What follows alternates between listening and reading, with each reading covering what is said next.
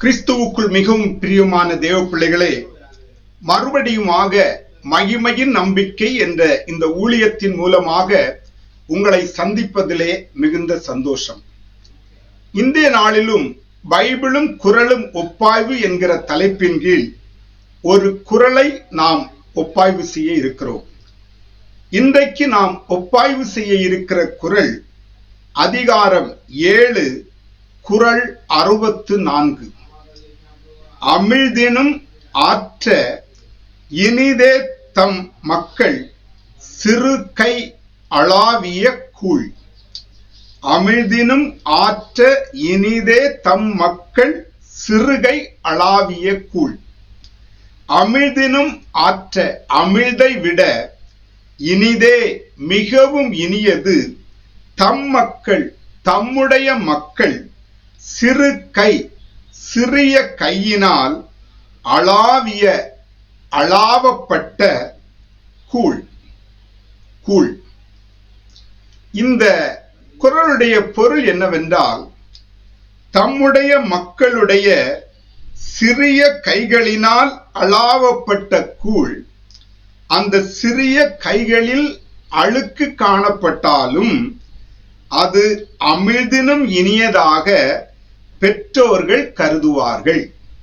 அதைப்போன்று இறைவனால் உண்டாக்கப்பட்ட மனிதர்கள் குற்றம் புரிந்திருந்தாலும் தாம் நம்மை அவரிடம் ஒப்புக் கொடுக்கும் போது நம் குற்றங்களை மன்னித்து நம்முடைய பிள்ளைகளாக இறைவன் ஏற்றுக்கொள்ளுவார்.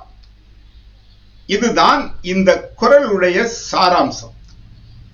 இந்த குறள் சம்பந்தப்பட்ட 2-3 வசனங்களை நாம் பார்க்கலாம். மத்தேயு எழுதின சுவிசேஷ புஸ்தகம் 9ஆம் அதிகாரம் 12-13 வசனங்கள்.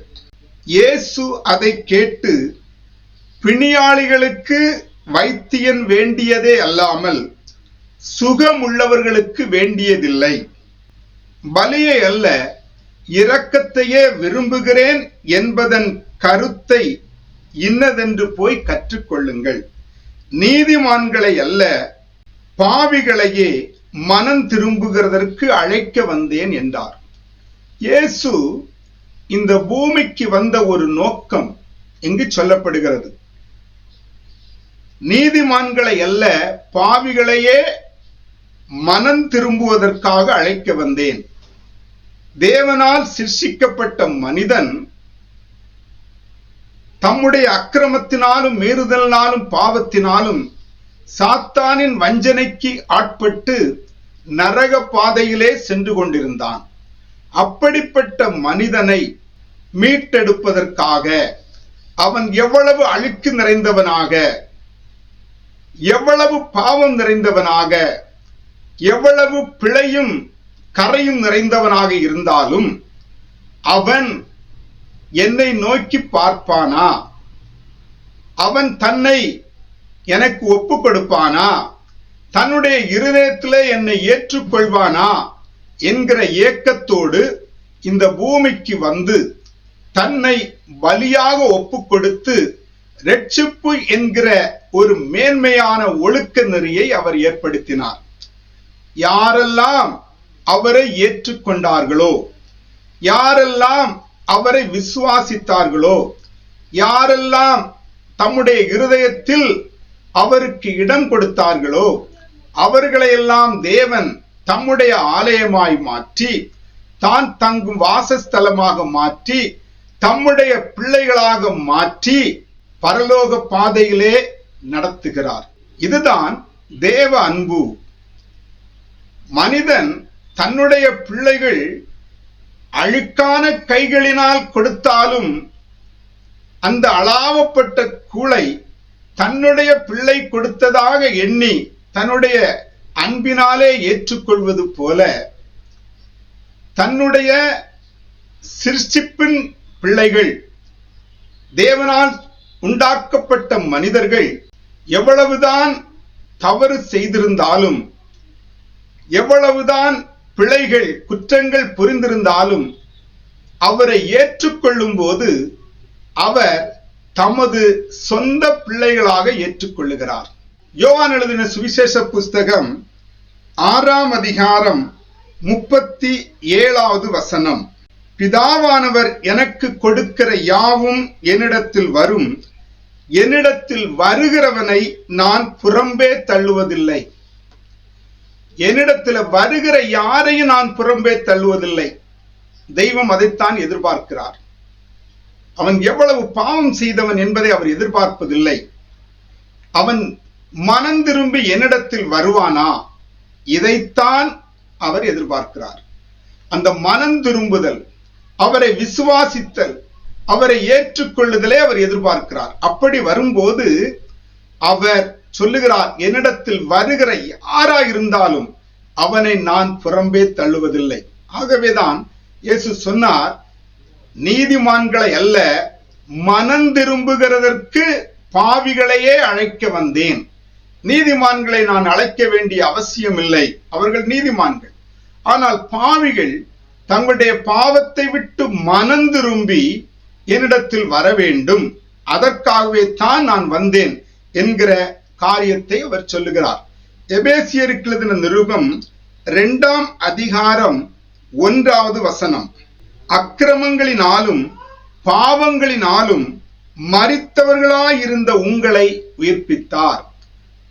மனுஷன் தன்னுடைய அக்கிரமத்தினாலும் பாவங்களினாலும் மீறுதல்களினாலும் மரித்த நிலையிலே, ஆத்துமா செத்து போன நிலையிலே, தான் செய்கிறது இன்னதென்று அறியாதிருக்கிற நிலையிலே, தான் வணங்குவது உண்மையான தெய்வத்தை தானா, அது கூட நிறைய பேருக்கு தெரியவில்லை. தங்களுடைய கைகளினாலே சிலையை செய்து கடவுள் என்று வணங்கிக் கொள்ளுகிறார்கள். தங்களுடைய கைகளினாலே செய்யப்பட்ட ஒரு சிலை எப்படி தனக்கு கடவுளாக மாற முடியும்? செய்வதே தமது கையினால செய்யப்பட்ட ஒரு உருவம், தமது மனிதர் கையினால செய்யப்பட்ட உருவம் கடவுள் என்கிற நிலையிலே வணங்கப்படுகிறது. ஆனால் அதை உருவாக்கின மனிதனுக்கு இந்த உருவம் என்னால் உருவாக்கப்பட்டது, என்னுடைய கைகளினால் உருவாக்கப்பட்டது, அப்படி இருந்தும் இதை நான் கடவுள் என்று ஏற்றுக்கொள்கிறேனே என்கிற ஒரு கருத்து, ஒரு புரிதல் அவனுக்கு வருகிறதில்லை. அதனுடைய காரியம் என்னவென்றால், அவனுடைய ஆத்துமா செத்த நிலையிலே இருக்கிறது, உணர்வில்லாத நிலையிலே இருக்கிறது, இருளான நிலையிலே இருக்கிறது. ஆகவேதான் அப்படிப்பட்ட செத்த நிலையிலே இருந்த ஆத்துமாக்களை உயிர்ப்பிக்கிறதற்காக, அக்கிரமங்களினாலும் பாவங்களினாலும் மரித்து போயிருந்த ஆத்துமாக்களை உயிர்ப்பிப்பதற்காக, அந்த உயிர்ப்பித்து அவர்களுக்கு மனம் திரும்புதலை ஏற்படுத்தி நித்திய வாழ்க்கை கொடுக்கும்படியாகத்தான் இயேசு கிறிஸ்து இந்த பூமிக்கு வந்தார். ஆகவே இந்த பைபிள் வசனங்களுக்கும் இந்த குறளுக்கும் ஒரு சில தொடர்பு இருப்பதை நாம் பார்க்க முடிகிறது. அதாவது, அமிழ்தை விட மிகவும் இனியது என்று தம்முடைய மக்கள் தம்முடைய கைகளினாலே, அழுக்கான கைகளினாலே அளாவப்பட்ட கூளை பெற்றோர்கள் புசிக்கிறார்கள். அதே போல தம்மால் சிருஷ்டிக்கப்பட்ட மனிதன் எவ்வளவு தவறு செய்திருந்தாலும், எவ்வளவு பாவம் செய்திருந்தாலும், அவன் தம்முடைய கரத்தை நீட்டி தம்மிடத்தில் வந்துவிட்டால் அந்த மகா அன்புள்ள தெய்வம் அவனை ஏற்றுக்கொள்ளுகிறார். தம்மிடத்தில் வருகிற எவனையும் அவர் புறம்பே தள்ளுவதில்லை. எதிர்பார்ப்பதெல்லாம் என்னிடத்தில் இந்த பிள்ளை வருவானா என்கிற ஒரே நோக்கம்தான் நம்முடைய தேவனுக்கு உண்டு.